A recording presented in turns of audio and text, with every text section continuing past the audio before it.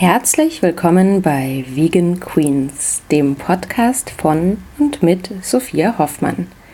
Als erstes möchte ich mich einfach mal bei euch bedanken. Ich bin immer wieder überwältigt von den Hörerinnenzahlen, die ich so habe mit dem Podcast, von dem Feedback, das mir wirklich zeigt, dass es vielen Leuten was bedeutet, dass ich immer wieder coole Frauen treffe und mit denen, wie ich auch selber finde, sehr inspirierende Gespräche führe. Ich bin echt immer so selber beim Nachhören der Folgen und denke so, die sind alle so toll. Genau, vielen Dank für eure Treue. Das freut mich wirklich sehr. Wir haben jetzt gerade sozusagen die 3. Staffel zu Ende gestellt. Warum wir das Ganze in Staffeln produzieren? Ja, es ist einfach mit viel Arbeit verbunden und ich könnte natürlich auch so unregelmäßig Folgen ausstrahlen, aber dann wird es halt immer wieder Pausen geben. Ich finde es für mich, glaube ich, am einfachsten, Staffeln zu machen und dann auch zwischendurch ein Päuschen zu machen. Ich bin jetzt gerade sehr in der Buchproduktion eingespannt die nächsten Wochen für mein neues Kochbuch und danach wird es auf jeden Fall weitergehen. Wie vielleicht den ganz Aufmerksamen von euch aufgefallen ist, gab es auch letzte Woche keine Folge. Da war ich nämlich auf einer Pressereise in Skandinavien, über die ich in Kürze auch noch eine ausführliche Reisereportage schreiben werde für das Anderswo-Magazin. Wer meinen Kanälen folgt, hat das vielleicht auch schon mal mitbekommen. Da geht es um nachhaltiges Reisen. Und es ging eben auch darum, sich so ein bisschen Gastromodelle nachhaltige anzuschauen in Kopenhagen und in Malmö.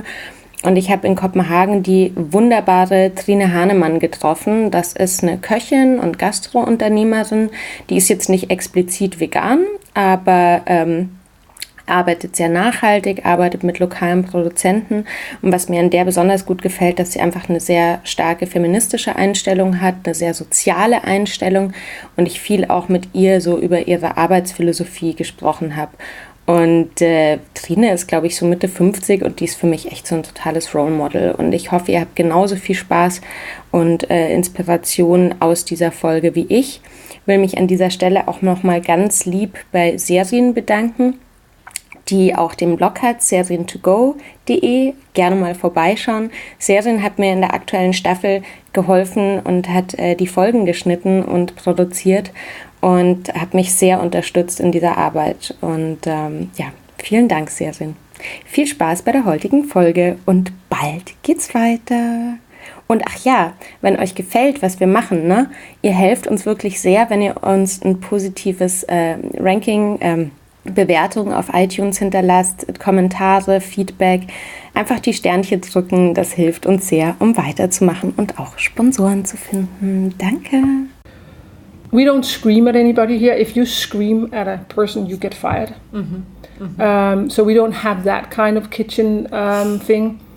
Sexist jokes, they are there, but not when I'm near, and not when they know I'm coming. Mm-hmm. It's all phased out. Trine is coming. Mm-hmm. Mm-hmm. Mm-hmm. But of course, well, everybody. The first step. But people tell me. Mm-hmm. Racist comments, we don't have at all. Mm-hmm. That's out. That's a long time ago.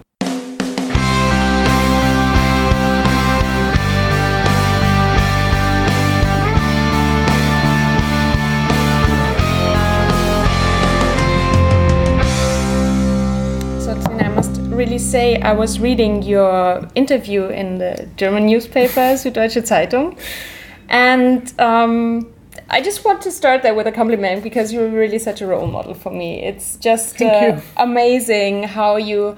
What I love about this is that you're political, you're vocal about what you're doing, you speak out about things, and I think that's still too rare in this industry and in general. As a public person, as a person who's known for her work, and is that something that is in your nature? Have you always done that, or did you sometimes doubt?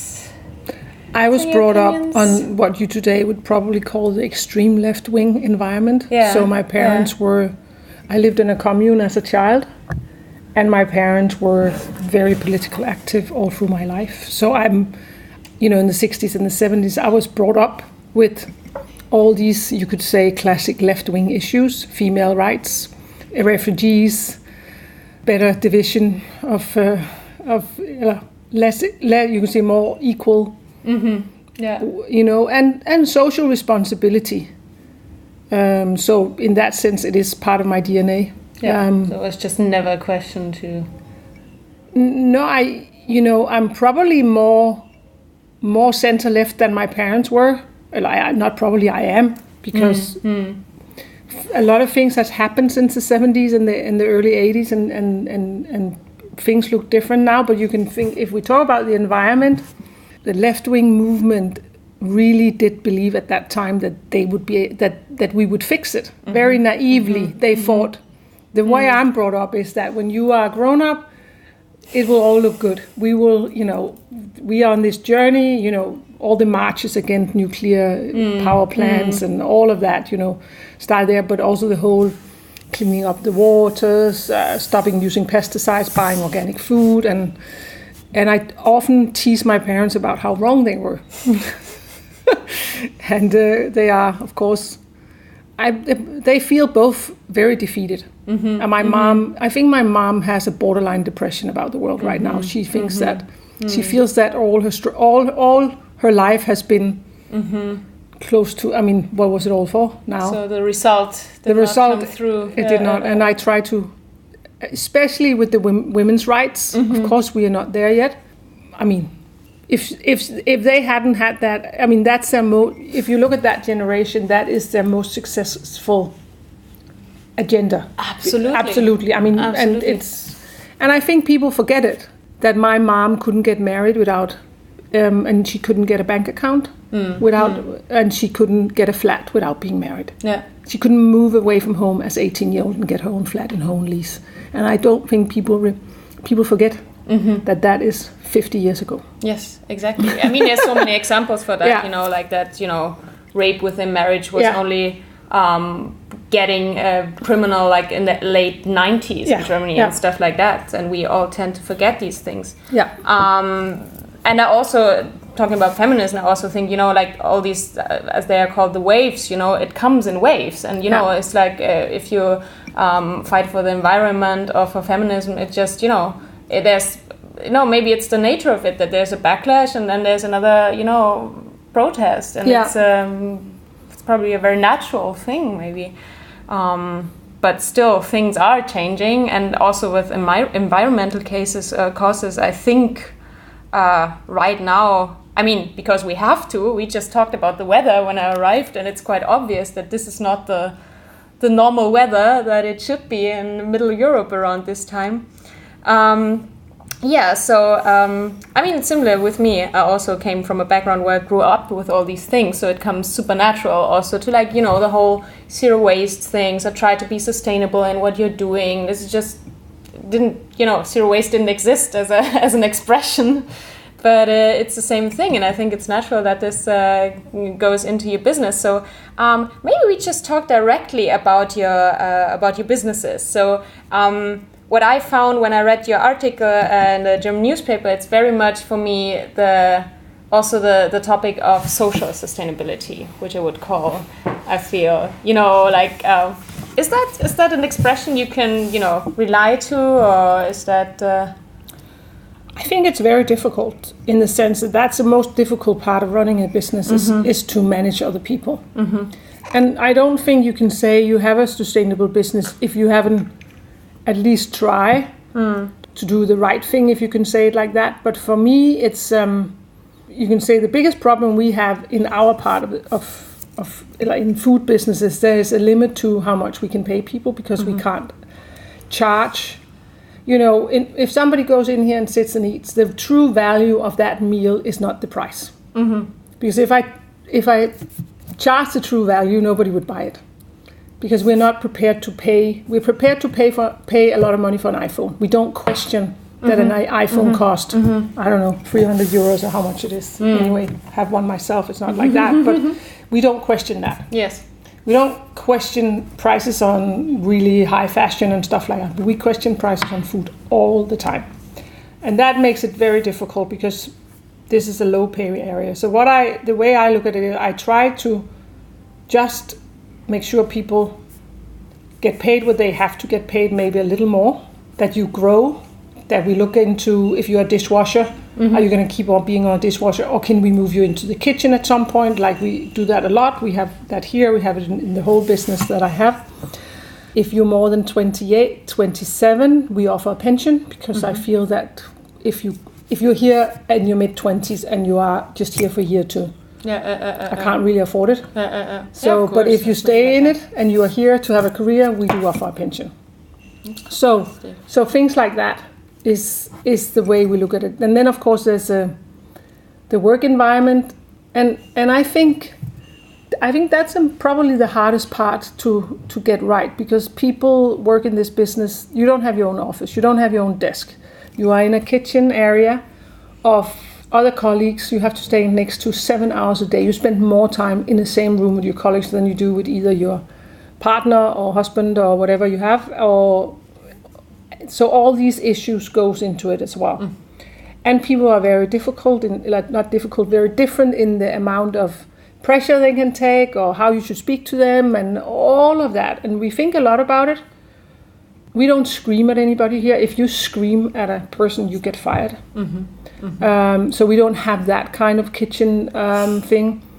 Sexist jokes, they are there, but not when I'm near, and not when they know I'm coming. It's all phased out. Trine is coming.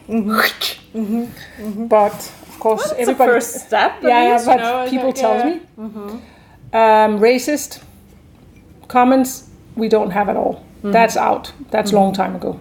Fortunately, that is like, other employees tell me if people have tendency to say anything like that, another employer will say to them, I wouldn't say anything like that here, because if Trine hears it, you are gonna, it won't be fun. So there's a respect around that. It shouldn't be because of me, of course. It should be because it's wrong. But yes, no. I mean, it's a first step. So you can say awareness of how you create it is a very, very important issue, and then the whole gender-based thing, and then just general tolerance, just really general tolerance about that we all, you can say the basic line is we all have a right to a good life, and that is no matter what color you have or whoever you live with or how you arrange to live your life. You have to create a room where everybody can work and work together.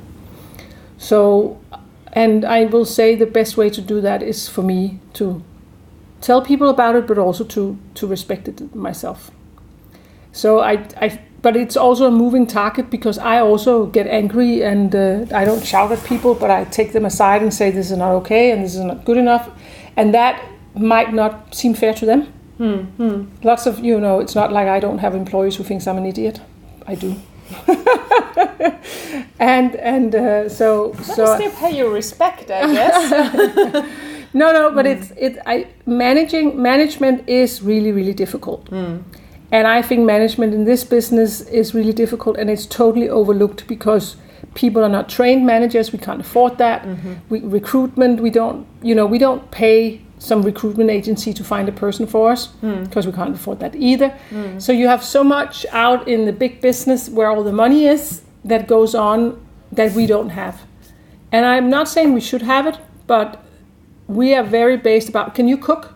Oh, you're a really good cook. Do you want to be a head chef? But nobody asked, can you lead other people? Skills, And that's a really, really a mistake in the business. And people are also, and also in my company, because it's the only way actually, really, you hire people through the network of the people in the kitchen. They hear there's something in open, they recommend people, and it goes like that. And that, therefore, you also get, like cliques. Does that make sense? Of course, in German? Clicken, So that's also an issue.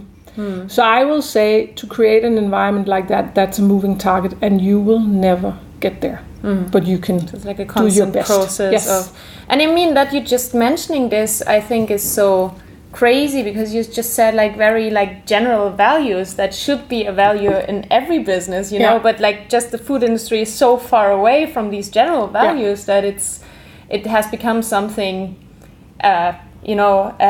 special that you keep up these values, these social values, not being racist or but a lot of screaming. but a lot of it comes out it all started 150 years ago in the French kitchen, where you decided it had to be an all-male white thing, and you were allowed to degrade people in a way that is totally unacceptable. Yeah, it's a military, military stuff. And that culture has just been allowed because you felt good when you survived it. You felt tough, and you were a real man if you could go through that. And it was always like, oh my God, he worked from that and that, and he. Some people, for some people, it's probably easier to have like a very strict hierarchy or something, But also had this experience that you had, even if it's like colleagues who just can better work with like getting, like very tight orders, being, treated really harsh. Yeah. But what I also found so interesting, sorry, I have to get back to this interview because you said so many good things, is also that you have a zero tolerance policy with customers who are sexist. Like you had cases where at caterings or at events where there were, things happening. And I think that's because we discussed that a lot, and probably Katrin told you about the feminist food club, like this network we have in Berlin. And this is also such a part of the sexual harassment in gastronomy is the customer side, and like not being treated as a person, basically. I think it's a big problem. And so you're also very strict about that. I will. I mean, I actually think I will be even stricter now. But yes, but it's really interesting how long time ago it is that we had to fire somebody 4 years ago, but that's the last case we've had. And that was one of our own chefs who went over where he crossed the border at a Christmas party. I think most of the time your employees won't come and tell you. But if anybody come and tell me that somebody tried to grab them or suggested something or asked them to go with them after the party or anything, I would have gone to the customer and addressed it and said. Yes. And I think that I would have given a warning. And now I think I would throw them out right away. I think the Me Too, that's the best thing that's happened about the Me Too. It makes it all right. Yeah.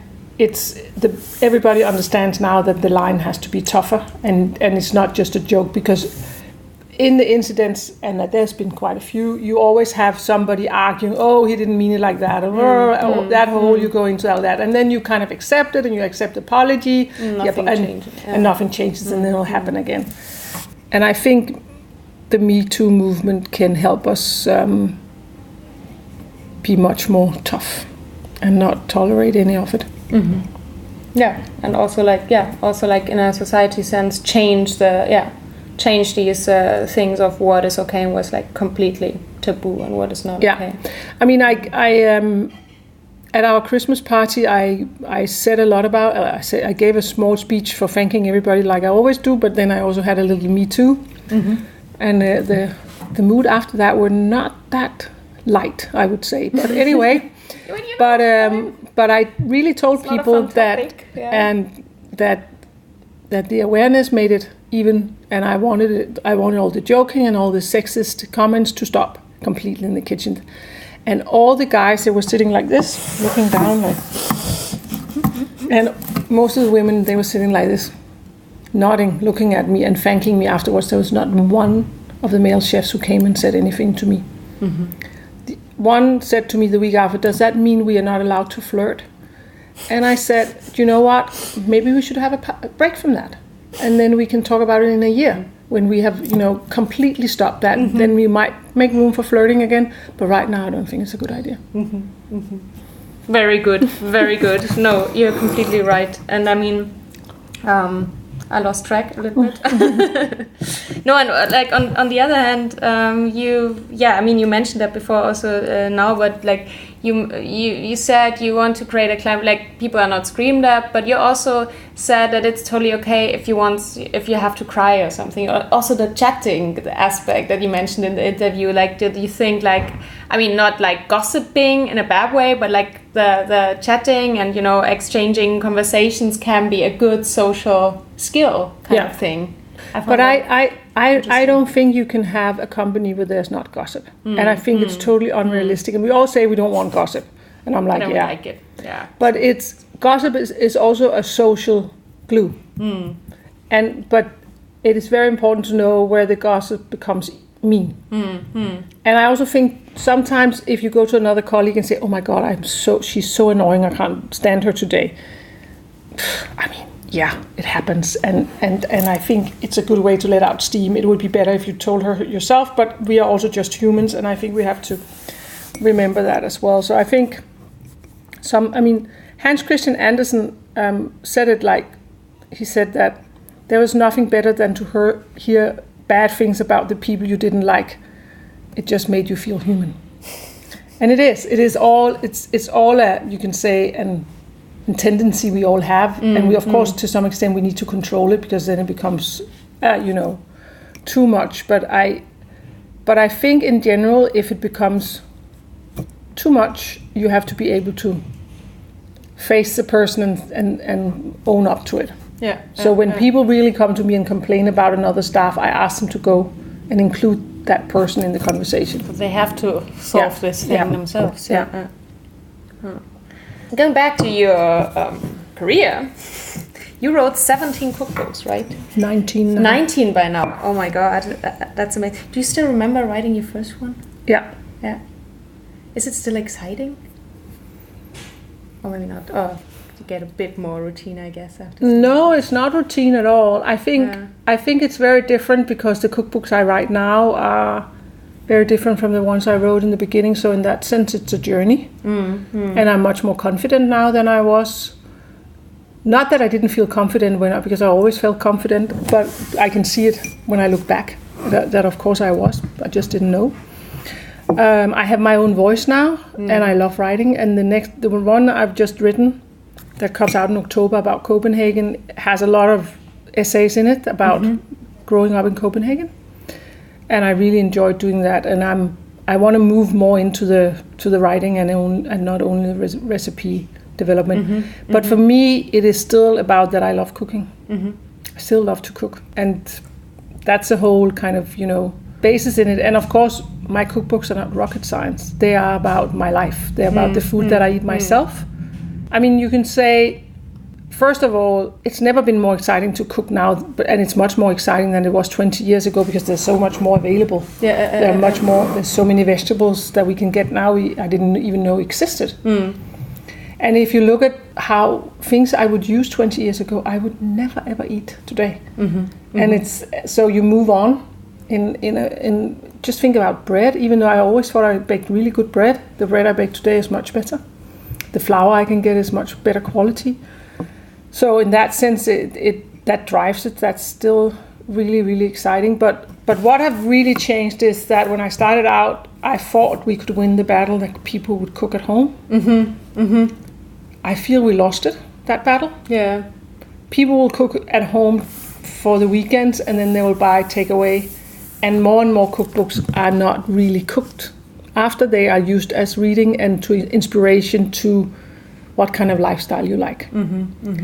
So in that sense, I also just did, that came out 2 months ago, I think now, a book about open sandwiches, and that's a culture. And you can say that's like what I'm very, very interested in food cultures, because I think that, I think food is, it's about life. It's about everything. And therefore, and you can look at society through food, and you will find a lot of answers about economics, about equality, about how the cities are built, is how to feed them, and so on and on. So it's so connected to the way we live.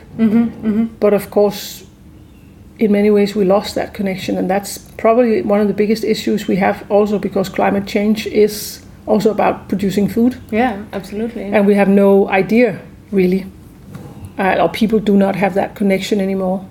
And I think right now, building that connection is more important than convince people to cook at home, because I think that battle is lost for now, unfortunately. That motivates me a lot, as I'm just writing my third cookbook, and it's about No. I completely understand what you mean. I write a book about the zero waste concept and try to make that as approachable as possible for people to deal with it at home. So, which also starts at like how much to buy, how to store things, and so many. So, of course, I speak to people who already want to cook, but still have like, half a cabbage at home and don't know what to do with it because they never learned it or like have this approach. But no, I understand what you mean, and But if you look at it from a waste perspective, it's much better to buy takeaway. Yeah, is it? Yeah. Damn.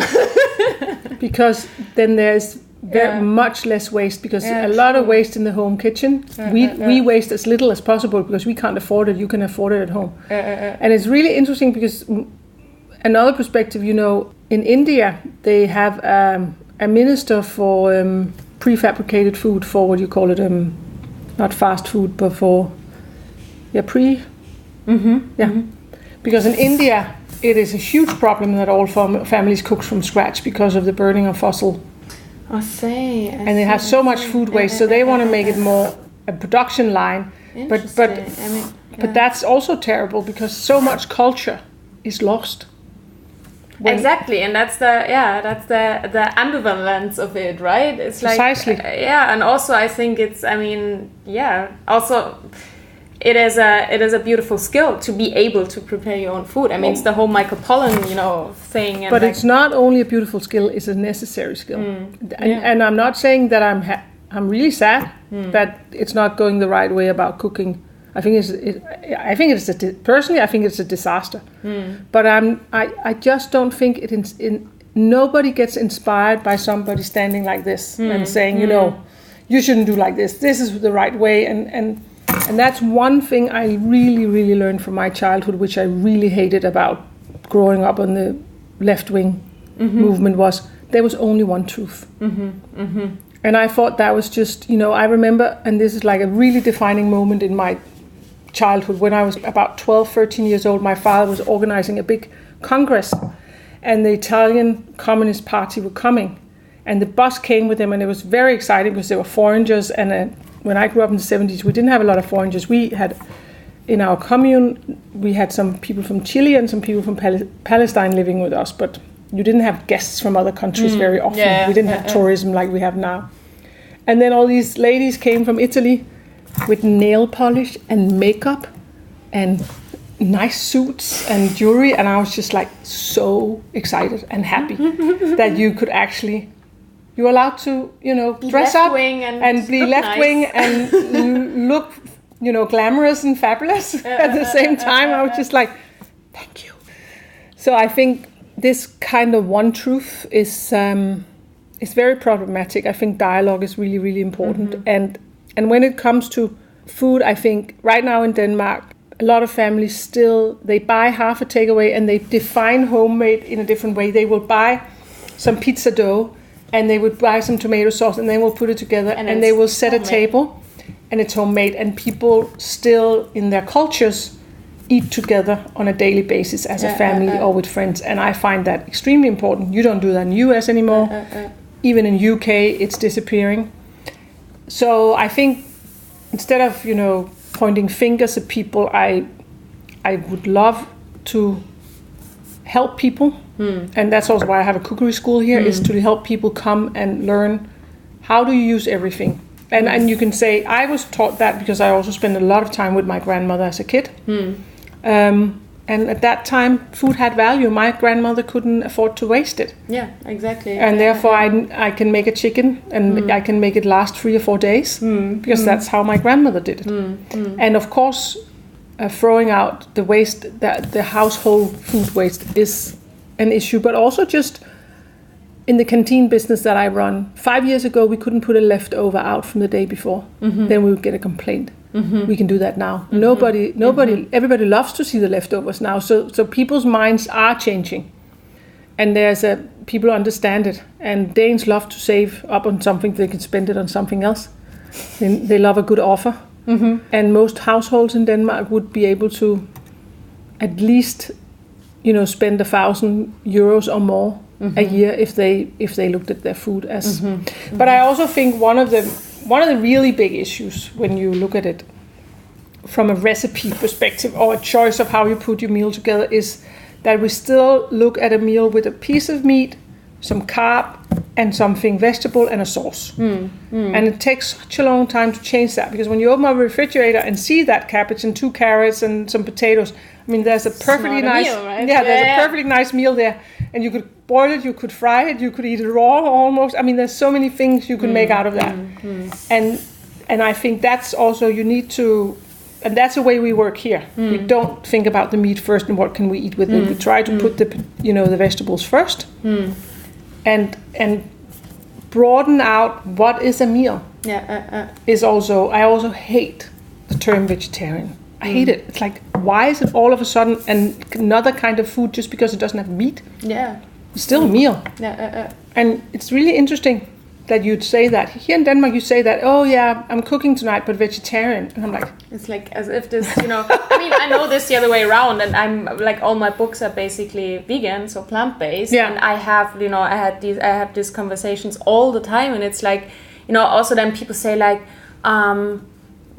like everybody can eat plant-based, there's nothing happening if you eat that. You will even get full, people doubt that. But I always like this, as you said, this whole idea of what a plate should look like. I mean, the whole bowl trend, I think, helped a lot to show that there, like, a lot of components can make a great meal and stuff like that. But it's still, I mean, in Germany, it's just like the classic meat, potatoes and maybe a leaf of salad, and that's it. And, but also here we have a lot of vegan food, and all my staff say, oh, why don't you say it's vegan? Why don't you just promote it? All the vegans would come. It's like, I have no interest in that, because then only the vegans come and the rest won't come. Yeah, exactly. I mean... It's not, I don't care if it's vegan. Yeah. I know it's really healthy and it's tasteful, and we have vegan cakes and we have all kinds of things. Yeah, but why do we have it? Because it's good. And because I grew up with cakes made out of dates, and because my parents were trying new things, because that was the way it was, what we called micro-macro food. So brown rice. So for me, it's not a big deal, but I just don't want it to be defined like that. I want it to be just really good food. Yeah, as a normal component of and then if you come in here and you say, I would like to buy something, would you advise me? I don't want any dairies in it, and I don't want any meat in it, because I only eat vegetables, and we'll be okay, no problem. Well, we did today. Yeah, okay, so the salad was fantastic. Yeah. So I would love to just quickly go back to, how did you become a chef? How did you get into this industry? What happened when? I always cooked. I mean, this is of course looking back that I understand that now. I didn't know that as a child. I was very interested in the kitchen, and I loved food as long as I can remember. And I spent a lot of time in the commune. It was always, dinner was an exciting time. That was where everybody got together. And I can tell you, I've had a very chaotic childhood, but one center point in my life was a meal every day, because there would be grown-ups getting together, cooking a meal and sitting down. And of course, it was never the same plates or the same cutlery. It was all like a big hippie meal, always lots of brown rice. But I like everything apart from truffle oil. I think then I eat everything, and I also did as a child. And then I would spend, every summer I would be with my grandparents 3 months in their summer house, and that was the season. That was like, my grandmother cooked everything herself. We would go and pick berries. She would make jam. We would bake bread. She baked a lot of cakes. And then, you had the breakfast, and then you had a hot meal for lunch. All really classic Danish things. And then the rye bread in the evening. And for me, I was always around. And then later on, I started cooking in high school. And I studied. I went to university, and I cooked I was a part-time cook while I was studying. And then at some point, when I had 2 small children, and we couldn't live on my husband's salary, it was too difficult. We were like in the 20th every month. We were like, okay, then there's lentil soup and diapers for the rest of the 10 days. And I thought, okay, I need to find a job for some time and take a break from my studies. And I went back to cooking, and then, in a very short time, I ended up buying a catering company, because I got so annoyed that I made that little money and worked this hard, and I thought the woman who owned the company was not doing a really good job. So I bought it. You took over? I took over. Wow. I took over naturally, because that's the way I am. I've had a lot of jobs as a young person, and I would always be the manager in a month or so. And that's just natural for me. And I also think that comes out of my background, because in the commune, as a child, you were... One of the really beautiful things was you were taken seriously as a child. Your contribution mattered. So when I was baking a cake at 8 years old, everybody would say, "That's brilliant, Trine. Thank you. Lovely cake," even though it was horrible. But that was the creative side. But you were also, when you were 8, you were on the cooking team, or you were helping cleaning, or you were asked about your opinion. And if you said, like, once in the commune, I said at the dinner table that I would really like to have a birthday party. And then everybody was like, "Oh, hey, great, Trine needs a birthday party, let's do it." And then we had like a really Pippi Longstocking birthday party. That was just that was another story, but it was a bit too much, because all the parents got really scared when they picked up their children. But you know... It was all natural. Yeah, so when you grow up with that kind of respect, and also, you can say, naturally...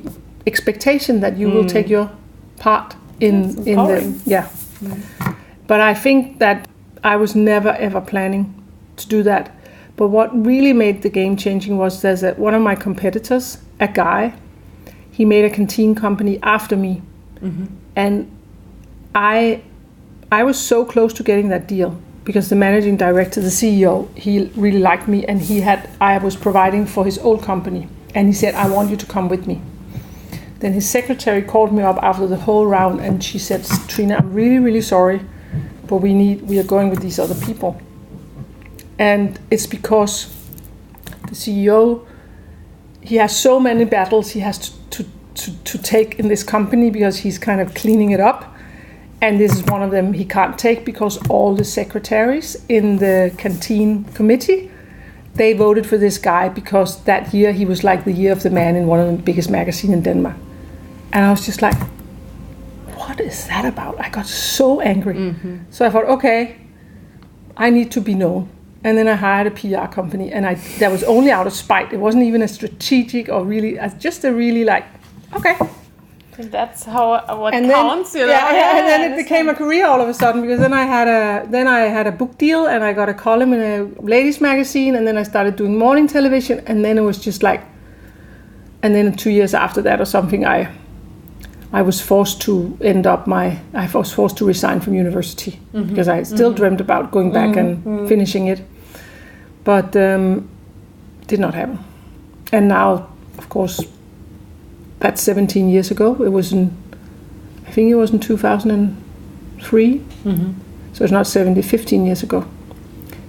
And of course you can say, you need to, that's one lesson in life that you don't know when you're young. I can see it in my own children. They still believe that you can get everything you want. And that's also what we teach them, I think, which is terrible, I think, because you can't. But you have to follow the things that comes your way. And if you're good at that, you can make something. You can make something out of that. And then I've loved it. It's not like I'm not regretting anything, but it was never like, oh my God, I want to be this, and I want to be an entrepreneur, and I want to. I need to make some money. I have 2 small children. That's a great story. It's a great story. Yeah, fantastic. Because also my way into cooking is so weird and crazy, and you know. But then also, like, as a child, I played restaurant, and I cooked all the time, and I had this was always this interest. But and my first job during high school was a pizza baker, so it was always kind of there. But then I lost it, did something completely different. But it was always there waiting for me, I think, in the background, kind of. And like 7 years ago or something, it called again, and I just dived into it. So it's I would like to ask, because I always like to ask that people who also run a business, or like a food business, do you still cook yourself in the restaurant? Yeah. Not that often. Of course, I make all my recipes myself, but tomorrow morning I'm going to go in here at 7 and bake cakes for the cafe. Then when I have pop-ups and things like that, I do that, and then I teach. But physically, I can't really do it anymore. That's my problem. I would love to do it. And my head chef, who was initially the main person in this project, he resigned 2 weeks before we opened up. Oh, wow. And I was like really thinking, okay, then you have to do it yourself. And I did. I've been in there running the evening as well, but 2 days and I can't even get out of bed. And that's, you can say, the main problem about this business. And the really unsustainable part of it. I love that what they do at Chef's Panis, Alice Waters, where the head chefs, they work 6 months and they have 6 months off. And I don't know how they afford it, but I would love to do something like you had some more time off to. And it is a real problem when you turn 50. And I don't know what to do about it. I already have, my hands, my knees. Too much lifting, too much hard work. But I love it. And while I'm in there, I don't feel it. That's the problem, right? You know, I'm so excited about it. So, but right now, our pastry chef is not here. We lost our pastry chef, so I have to bake. You need to bake some cakes. But I love baking, so that's fine. But I love cooking as well. And like Amanda Cohen, do you know her? I interviewed her for the podcast as well. Okay. Okay, great. I met her. Okay, but she's coming in. She's a friend, and she's coming in August, and we're doing a pop-up here together. And we will, of course, cook. Is she coming for MAD? For the symposium? No, she is coming actually the day after for a conference called Freja. Which is a female conference that Copenhagen Cooking is hosting together with the Nordic ministers of... Are you coming for MAD? I'm just coming for the second day because I'm busy the weekend before, but I just learned last week that I got a ticket for... I'm coming for Monday. Okay, on Tuesday there's a female conference in Copenhagen. Okay, that sounds very interesting. Yeah, but if... Email me and I will forward you. No, so she's coming for that. She's speaking. Beautiful. And then her and I are cooking together. We've done it before in Canada. So things like that, I will be in the kitchen. And then developing, I'm also hands-on on that. Of course. But also, I don't know. I talk to my husband about it all the time now. The pastry chef is not here. And you're like, okay, but I don't know how you would own a business like this and not be able to do it yourself. That would be so stressful because, of course, I would rather sleep in, but I'm not right. That's not happening right now. I opened this place 4 months ago. It's full on all the time, so it's fine. But there is a certain, what you'd say, reward in knowing you can do it. Of course. There's a connection to it that I really, really like. So. And when I see these really old ladies in Italian restaurants, also there's some American restaurants. There's one in the south with this amazing woman with her family, and she's 90-something, and she's in the kitchen every day. And I don't know how she does it, but I like it. I like the idea. I also like the idea in a sense that I think in our business, this whole fame thing, this whole that we all have to become famous and celebrities and it's such a driver. I find it troubling in the sense this is also about a trade. It's about being proud of something that you master, and the whole love that goes into cooking, and also the whole you can say extreme satisfaction when the team is working well. I know nothing better than to be with 5 people in the kitchen and have a big dinner, and it's just rolling, and the food is good, and everybody's happy, and that whole, and that's the reason why I probably never, being an academic and sitting in your own office, you'll never experience that.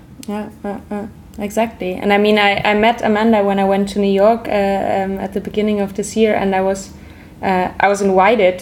There was this a fantastic event. I was invited to cook at the James Beard Foundation on the International Women's Day, and it was 6 female chefs, and we did this 6-course menus for 85 people, I think. And we had to work together hands-on. We would never have been able to, if there would have been any ego or whatever. No. It was like a fantastic marathon that we did. You do it in the James Beard building? Yeah. In this tiny kitchen. I did that. I cooked a dinner there as well. It's crazy. It's so small. Needs a lot of logistics. I did that. It's a long time ago, 5 or 7 years ago. And my sister, she's also a chef. She came with me, and it was me and her. And we had the best, really, really nice meal we cooked there. And we had such a good time. Everything was so calm. And then there was this old guy who was a dishwasher, and he shouldn't be a dishwasher, but of course that's America. And he came to me. It's one of the biggest compliments. I said, that it was one of the best nights he's ever been to work, and he's never seen a kitchen so precise and so quiet. We just got on with it. Honestly, we get some similar compliments because we were like 6 female chefs working there. It's like, there was no, it just worked so naturally, and we didn't know each other before. No, we just came in the day before for prepping, and that was the first time we met. Yeah. So, but what was the point? Cooking yourself. Yeah. So, I know it's a very, very philosophical question, and I also sometimes think about it myself. Like, what does cooking mean to you? I mean, it is a true connection to life. I mean, first of all, if you don't eat, you die. True. And I think people forget that. Then I'm a strong believer also that you are what you eat. I think that's also your the way you feel has a lot to do with the diet you have. And I'm not talking about being on a diet. I'm just talking about the food, the way you put your food together. But then, of course, for me, food is also culture. I mean, it's a way of expressing yourself, and it's a way of expressing where you live. So the connection to nature, and the terroir, and the seasons, and then again also your own mood. So I think for me it's life, and I always find it so fascinating when I meet people who can't cook. I mean, like, not just, I don't look down on them, like true wonder. What does that feel like not to have that experience and understand what... Because when I come in, now today, Kirsten comes from the farm with all these vegetables. I mean, if you go to the kitchens now, they're the most beautiful purple beans and yellow beans. There's mustard leaves. And then I go into Sonia, who does the salad, and she says, oh my God, all these mustard leaves, you should see how many little animals there's in them when I put the water on. They all fly up, and it's like, it is so coming from a farm. And that's, for her, she says, that's one of the benefits for this project, is that she hasn't been connected to nature like that for a long time, because we have been ordering from big companies too long. And it's so clean, the food that comes in. This food we get from the farm, it's not clean at all. It's a good sign. But she also, it's really interesting because Sonia, who does the salads, who's the sous chef and in charge of that, she also said that it actually stresses her down to call Kirsten, because Kirsten always say, and then, and she's like, I have to go out and pick it, and then it'll take an hour, and then I'll be there in 2 hours. And then Sonia, she says, I kind of fall into myself through that conversation. Instead of sitting on the internet, having to order and looking at all the prices, I actually talk to a person who's standing at a field where the food is. That's amazing. And it goes into the kitchen. And that's actually, for me, that's the whole point of this project, this shop here, is to get that and be really good at telling people who comes here, which is, you can say, the next step of what is going on here. Fantastic. I have just a few short questions that I always ask all my guests. What was your favorite food as a child? There was many. I think probably meatballs with new potatoes and cabbage in a white sauce with nutmeg. Made by your grandma? Made by my grandma. And the other really thing I loved was at night I was allowed to go into the water. Our beach house was at the beach, so we were like 15 meters from the water. And around 5:30, 6 o'clock, I was allowed to go for my last swim. And then my grandfather would be waiting at the end of the beach on a little bench, and he would have a plate with 3 pieces of rye bread. And there would always be either egg or potatoes, and then something else, probably meat, and then there would be one with raisins. And that was the last one I ate, like a dessert. It was just the perfect thing. So that would be my 2 childhood. Yeah. Nice. Do you have something like a favorite food today, or just like lots of different foods? I think it's so difficult to have a favorite, but because it's so seasonal. But right now, I go, if I can now, I'm so busy. But actually, I did it yesterday because I was going from one meeting to another meeting. Then I just bicycled through somewhere where I know they have really fresh berries and bought strawberries and raspberries and cherries. And then I just eat, all of it. Yeah. And that's it. So I think I really love to eat what's in season and then eat it a lot, like asparagus. And then we're not going to have asparagus now for a year. Nice. Is there something that is always in your fridge or in your kitchen at home? There's lots of things, yeah. Always butter and capers, a few fermented things, a few pickled. Like I would always have pickled beets and pickled cucumbers, and probably also a sweet and sour cucumber salad. And then I always have yogurt. Because when I cook a lot, like if I've had a shift here, I don't eat. But then I go home and I sit by myself and watch the news, and then I eat yogurt with muesli.